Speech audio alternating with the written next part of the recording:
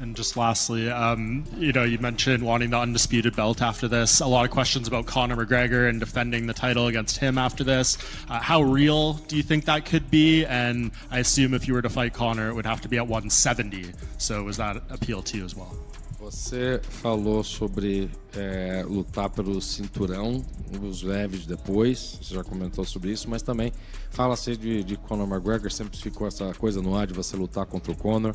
O quão real é você lutar contra o Conor, que talvez quisesse esse cinturão BMF e que teria que ser nos meio médios? Como é que você sente em relação a lutar contra o Conor? Cara, na realidade, sendo bem verdadeiro, mais uma vez, a vontade de lutar pelo Conor é pelo dinheiro. Simplesmente isso.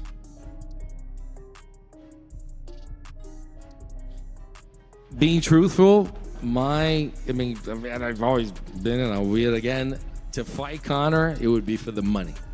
That's it. Simply that.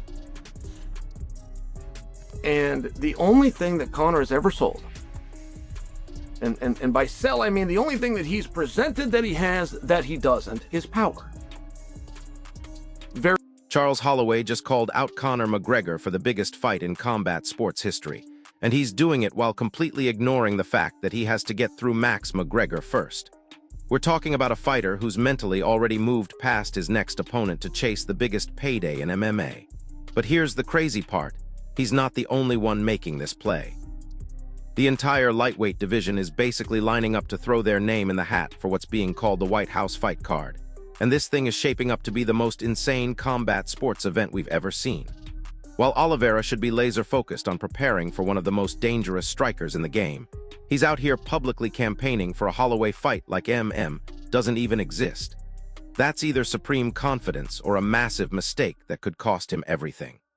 Conor's made it pretty open that he'll fight anybody, but I need you to be aware that that is one of the tactics and one of the things within this game, and I do wonder that. I wonder that with John Jones as well. Because some of these guys that we don't see fighting 3 times a year, they contractually have to be offered that, and I believe are. And I just wish I had that information. I would be very curious. Who were you offered? When were you offered him? And why did you turn it down? I would just be curious to that. So when Conor says I'm going to fight at the White House or in the... Okay, that means he's not fighting the White House. Now that's old news. I brought that to you months ago that Conor's not on the White House card. But him revealing this himself and saying I'm fighting on the White House or in the summer or somewhere thereabouts. But get this, even Max Holloway, the guy Oliveira is supposed to be preparing for, has been openly talking about wanting his own shot at McGregor. The former featherweight champion recently came out and said that a rematch against Conor represents the perfect opportunity to settle old scores that have been eating at him for years. And this isn't just some random call-out for attention. Holloway has made it crystal clear that he wants to prove to the world just how much he's evolved since their first encounter. We're talking about a fighter who's technically sharper, mentally stronger, and physically more dangerous than he was when they first met. He wants to show everyone that the Max Holloway who lost to MM years ago is a completely different fighter from the BMF champion standing here today. The psychological aspect of this is wild. Both fighters in this upcoming BMF title fight are already looking past each other to chase the same massive payday. Yep, well, we'll see what happens. And sometimes I feel silly asking you about Conor McGregor, but he is right there. He is, and you're still in the title picture, so why would you be thinking about Conor McGregor? But it would be a really fun fight. I know you've wanted it in the past, so. Yeah, it'd be a fun fight. I mean, getting one back against everybody who got one over me would be awesome, so. And listen, McGregor's name isn't just being thrown around by these two. Justin Geeth recently pointed out that throughout his entire career, he stepped into the octagon with legends, Hall of Famers, and absolute killers, but somehow the one name missing from his resume is Conor McGregor. For Geeth, that's unfinished business that continues to eat at him. He's openly stated that getting that McGregor fight is something he wants to accomplish before his career is over. Think about this for a second. We've got 3 elite fighters, all coming off major fights or heading into them, and they're all publicly campaigning for the same opponent. The demand for a McGregor fight has reached a fever pitch, and everyone knows that whoever gets that slot is looking at the biggest payday of their career. But here's the kicker: McGregor hasn't officially committed to fighting any of them. Dude, I fought only legends. Yeah. Who could that? I mean, Anyone get McGregor, I guess. Yeah. Yeah, I mean, outside that, there's really nobody else I could ask for that I haven't fought. Now here's where things get really interesting. According to Chael Sonnen, who's usually pretty connected to what's happening behind the scenes, McGregor has been saying he plans to fight sometime this summer. But beyond that vague timeline, there's no clear opponent, no specific event, and nothing officially locked in. Sonnen made a fascinating point about this whole situation. He said that if Conor just showed up on any card, it would instantly make that event massive, regardless of who he's fighting or what the circumstances are. The biggest value McGregor brings at this point isn't even the fights themselves. It's simply being under contract with a major promotion. A superstar of his magnitude could elevate any event just by having his name attached to it. We're talking about mainstream attention, international media coverage, and pay-per-view numbers that few other fighters in the world can generate. Until something gets officially announced, this mystery around McGregor's next move is keeping the entire combat sports world in suspense.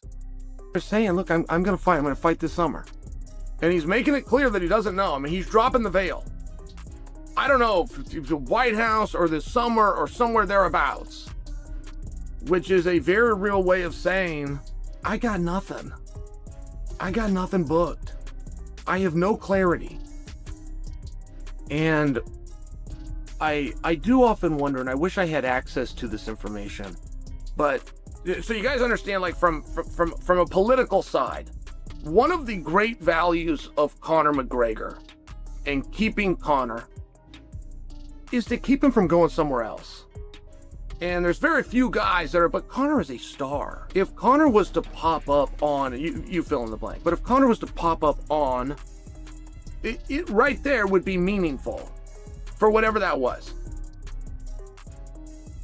So one of the great values in Conor is to keep him. If he's going to offer the only monetizable commodity that a fighter has, which is the fight, the performance itself.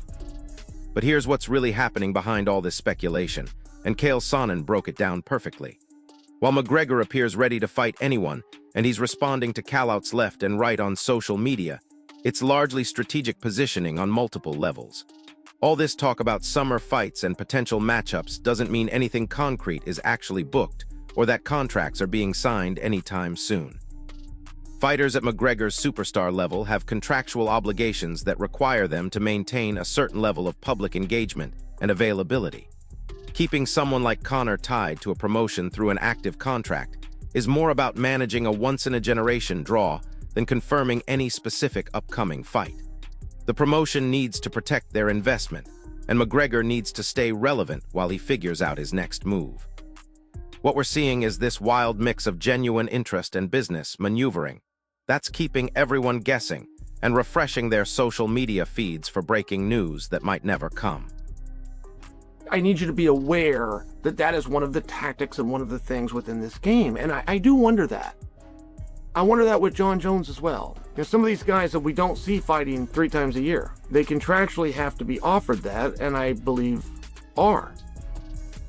And I just wish I had that information. I would be very curious. Who were you offered? When were you offered him?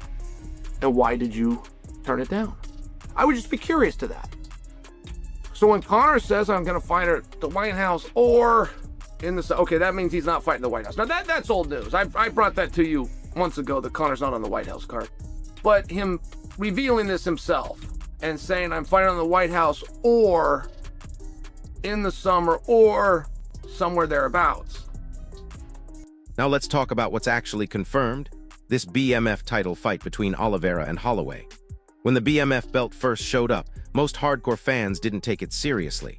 It seemed like a marketing gimmick in an already crowded division landscape.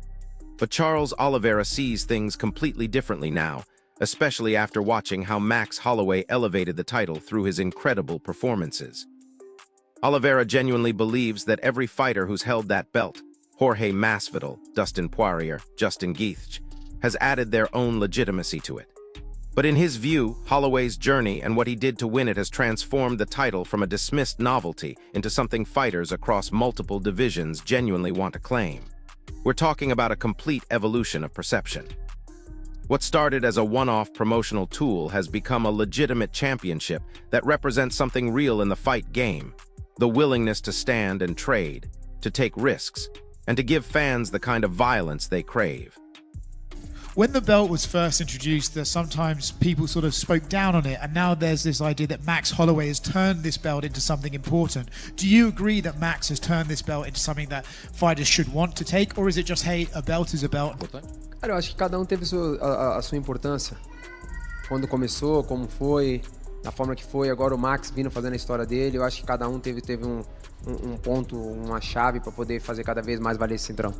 I think each and every fighter that actually has held it has had its importance, and giving it its importance. And I think that they've had their ways, and now Max has found a way to give it even more importance to a belt. And Oliveira has been preparing for this moment by training with absolute legends.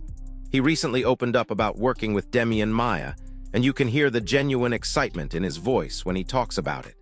He's combining two elite grappling minds to prepare specifically for Holloway's striking threat. Oliveira called the experience incredible and was full of praise for Maia's complete mastery, not just his world-class ground game, but his underrated striking and incredibly sharp fight IQ that comes from decades of high-level competition. These aren't just casual training sessions. We're talking about intense, focused preparation with no wasted movement, where every minute is designed to give Oliveira an edge come fight night. Having a mentor and training partner of Maia's caliber could be the difference between winning and losing against someone as dangerous as Holloway. This is the kind of preparation that separates champions from contenders. Another question. You posted working with Demian Maia. Obviously, you're both so well known for your submissions. Can you just talk a little bit about what it's like when two great jiu-jitsu minds like you two work together? Cara, com certeza, 100%. Lembrando para todo mundo, a gente não tá fazendo jiu-jitsu, tá assistindo MMA. Demian é um cara gigante, um cara que tem uma história linda dentro do UFC. Né? É um cara que, tanto em pé como no chão, é muito bom, sabe, tem a mentalidade, sabe fazer. Então a gente treinamos, se dedicamos. É muito bom ter um cara ali que pode te ajudar, pode falar coisas boas para ti. Então eu sou muito grato por Demian ter pelo segundo campo junto com a gente. This is huge, and I just want to remind everybody, this is not jiu-jitsu, we're actually doing MMA, so it's important to have somebody like him that it's just obviously we put the work together, we got together, we made it happen, we dedicate ourselves to this. It's so good to actually have somebody to, saying positive things, just kind of pulling you up and helping you out. So it was pretty cool to have him in his second camp. Here's what makes this fight so compelling. Max Holloway isn't underestimating Oliveira's threat level whatsoever. He straight up called Charles a true BMF and completely dismissed the idea that this is just a simple striker versus grappler matchup. Holloway makes a crucial point that casual fans might miss. So many of Oliveira's submission victories actually come after he's already damaged his opponents on the feet. It's not like Charles is just shooting takedowns from the opening bell. He's hurting people with his striking, then finishing them on the ground when they're already compromised. That combination of improving stand-up skills and elite finishing ability makes him unpredictable and genuinely dangerous for anyone in the division. We're looking at a fighter who can end the fight in multiple ways, and that versatility is exactly what makes him such a nightmare matchup for even the best strikers in the world. The finger point down, right, has taken on a life of its own. I feel like you always did that because, let's be honest, you're one of the coolest guys on the roster and it's a very cool thing to do. And now we're seeing other guys do it and it's not that cool. It's actually kind of shit when they do it. Do you feel like, hey, maybe I'm going to have to retire this thing because other guys are jacking my style and making it bad? I mean, it is what it is. It is what it is. We can't take it back. And if they're just going to keep, in your words, butchering it, I mean, that's on them, I think that moment transcended the sport, and it was amazing. I was saying in an interview, I saw someone with my shirt on, and I was like, oh, sick shirt, and be like, oh man, they're losing their mind with me. But then they was like telling me, I'm not even an MMA fan. I saw this clip, and then I saw your shirt at Pakistan. That's why I bought it. So that's how cool that moment was, And if guys are looking for that type of moment and that type of feeling, keep doing it. However, there's some unfinished business between these two that's been eating at Holloway for years. He's been honest about the fact that their first fight didn't sit right with him at all. While it's officially on both their records, it felt incomplete somehow, like a loose end that's been hanging there waiting to be resolved. Now with this rematch finally set and the BMF title on the line, Holloway is completely fired up for the chance to set things straight. This isn't just about avenging a loss or getting revenge. He wants to show the world what a real, full 5-round war between these elite fighters looks like when they're both at their absolute peak. You can hear the hunger in his voice when he talks about this fight. He's not just motivated by the belt or the money.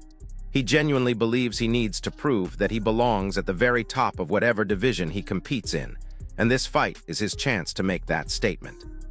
But Charles did that Q&A with a bunch of Brazilian fans, and he said that for the point down, he has the option to stand and bang with you because he knows he can do that. But you don't have the option to take him down based on his skill set. You've also said it would be pretty BMF to submit the guy with the most submissions in the UFC. Are people overlooking your submission skills in the octagon? I mean, it is what it is, you know. Like I didn't get to show too much of my submission skills in the octagon anyway, but that would be pretty BMF, right? That'd be pretty BMF to go get it, submit the submission artist. That would be amazing. But you know, Charles can say whatever he wants. He can say whatever. I can say whatever I want. Come Saturday. And speaking of Holloway's impact on the sport, we have to talk about how his signature finger point down moment has taken on this incredible life of its own. What started as his personal celebration has been copied by fighters across multiple promotions and disciplines. Sometimes in that process, it loses the original authenticity that made it special. But Holloway is completely unbothered by the imitation. He sees it as the ultimate compliment. That simple gesture has transcended MMA and inspired fans across the globe, from casual viewers who barely follow the sport to people halfway around the world who became fans just from seeing that one viral clip. Holloway understands that some moments genuinely become part of popular culture, and if other fighters want to chase that same energy, that's on them to try to make it their own. It's a testament to his impact that a single gesture has become synonymous with fearless, all-out fighting. No, we don't want to see the last 10-second madness from Oliveira. Obviously I'm a big fan of both guys. I think if you're involved in MMA and you like it and you like watching it and you're a fan of the sport, you can't not be a fan of these guys. These guys are both very good. I would rather, after seeing what happened to poor Justin Gaethje when we were there live in Vegas, nobody else should have to suffer the same fate, especially not Charles. When it comes to the actual fight strategy, Holloway knows that Oliveira can claim all day that he has every option available standing and trading, defending takedowns, or pulling guard whenever he wants. But Holloway isn't intimidated by any of those possibilities. He's supremely confident in his own complete skill set, including his grappling ability that many casual fans haven't seen fully displayed because his striking is so dominant. Just imagine this scenario, Holloway potentially submitting the UFC's all-time submission leader. That's exactly the kind of BMF moment that would cement his legacy forever. But Tom Aspinall has been watching this build-up, and he's issued a warning that Oliveira shouldn't get caught up in the kind of chaos that Holloway unleashed in those legendary final 10 seconds against Gaethje. Aspinall is stressing that a fighter of Oliveira's caliber deserves better than to be swept up in some reckless last-second exchange that could cost him everything. It's a reminder that in the fight game at the highest level, one moment of lost focus can change absolutely everything, including any future dreams of fighting McGregor or reclaiming championship gold. So there you have it. We've got Charles Oliveira already looking past Max Holloway to chase a Conor McGregor payday, while Holloway is hungry to settle unfinished business and prove he's evolved into an even more dangerous fighter. Meanwhile, the entire lightweight division is campaigning for that same McGregor fight that may or may not actually happen this summer. This BMF title fight has become so much more than just another championship bout. It's a gateway to the biggest opportunities in combat sports. The winner doesn't just get a belt, they get first-class positioning for a life-changing fight against the sport's biggest draw. But here's my question for you. Do you think Oliveira is making a massive mistake by already campaigning for McGregor while he still has to get through one of the most dangerous strikers in MMA history? Drop your predictions in the comments because I want to know who you think comes out on top in this BMF war. If this breakdown helped you understand what's really at stake in this fight, smash that like button, subscribe for more in-depth MMA analysis, and hit the notification bell because this story is just getting started. I'll see you in the next one. But wait, there's another angle to this whole situation that nobody's talking about, and it might be the most important factor of all. The UFC has been quietly building towards something massive, and this BMF title fight could be the perfect setup piece for what Dana White has been calling the biggest combat sports event in history.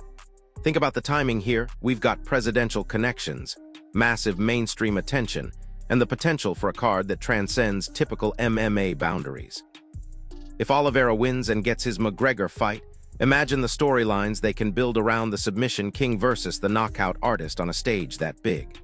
But if Holloway takes it, you're looking at the BMF champion who's already proven he can deliver those legendary moments when the lights are brightest.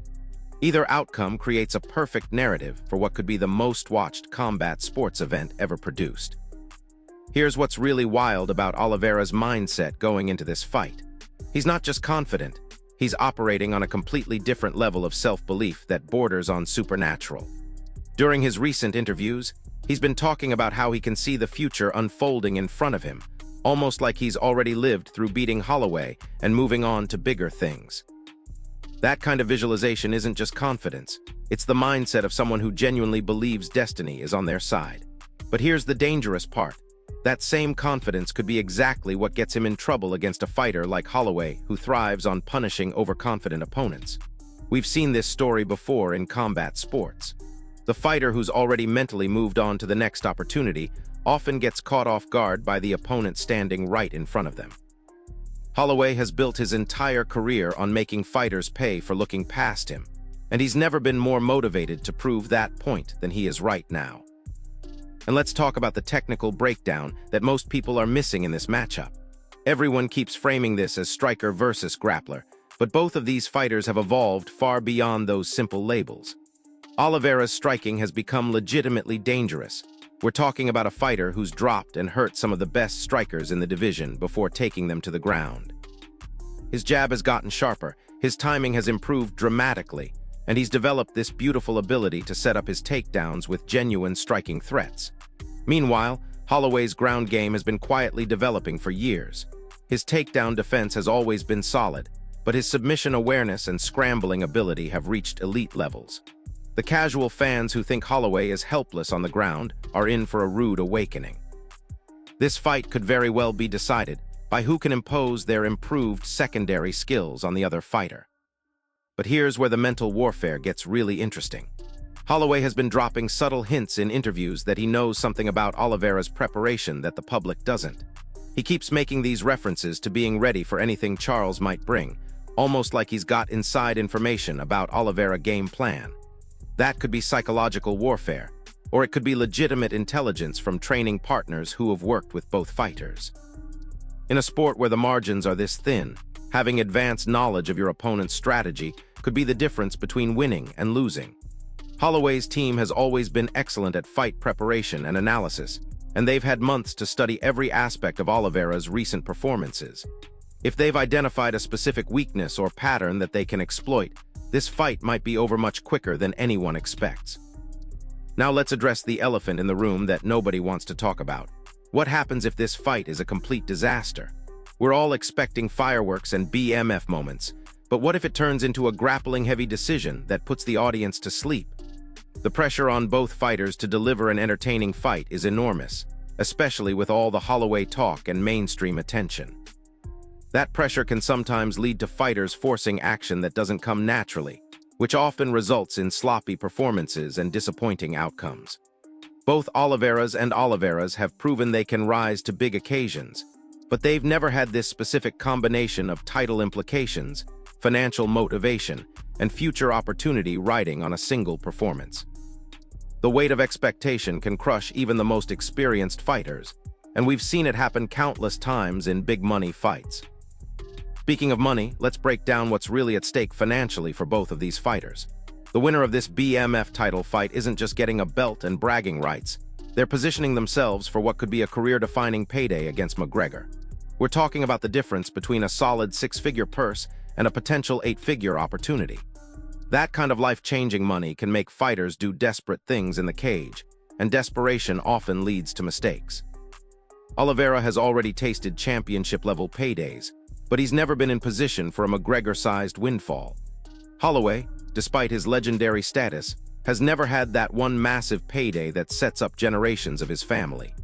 The financial pressure on both fighters to not just win, but win in spectacular fashion, adds another layer of complexity to an already complicated matchup. Here's something that's been overlooked in all the McGregor speculation. What if Conor doesn't actually want to fight the winner of this BMF title fight? McGregor has shown throughout his career that he's very strategic about opponent selection, especially when it comes to stylistic matchups. Fighting either Oliveira or Holloway presents serious risks for someone who's been away from consistent competition. Oliveira's submission threat could end McGregor's night in embarrassing fashion, while Holloway's volume striking and cardio could expose any ring rust or physical decline. McGregor might be much more interested in easier stylistic matchups or aging legends who represent big names without the same level of current danger. All this campaigning and callouts could be for nothing if McGregor's team decides they want no part of either fighter coming off a BMF title victory. But let's get back to the immediate fight at hand, because there are some fascinating tactical adjustments both fighters have been making in their recent training camps. Oliveira has been working extensively with boxing coaches to tighten up his defensive striking and improve his ability to create scrambles from the clinch. He's realized that his path to victory might not be traditional takedowns, but rather creating chaotic exchanges where his superior grappling can take over naturally. Meanwhile, Holloway has been drilling extensively with high-level grapplers to improve his ability to stay busy and dangerous even when the fight hits the ground. He's not just trying to survive grappling exchanges anymore. He's looking to actively threaten with submissions and sweeps that could surprise Oliveira and shift the momentum of entire rounds.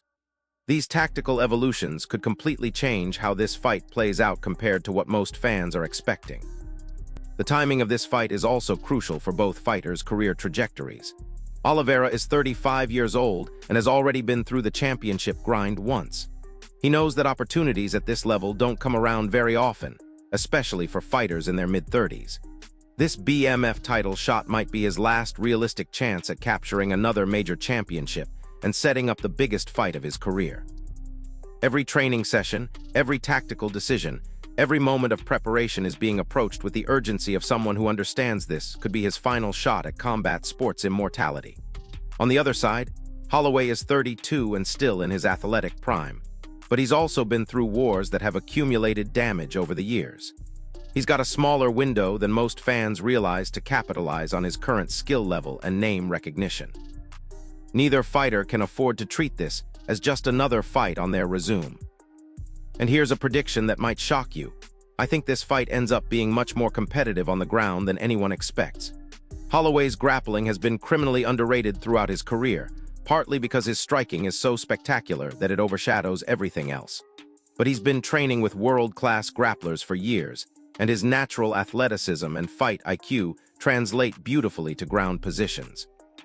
If Oliveira gets overconfident about his grappling advantage and doesn't respect Holloway's improvements in that area, he could find himself in some very uncomfortable positions. Meanwhile, if Holloway can neutralize the takedown threat and force extended striking exchanges, his cardio and volume advantage could become overwhelming as the fight progresses. The key might be who can successfully implement their secondary skills while maintaining their primary advantages.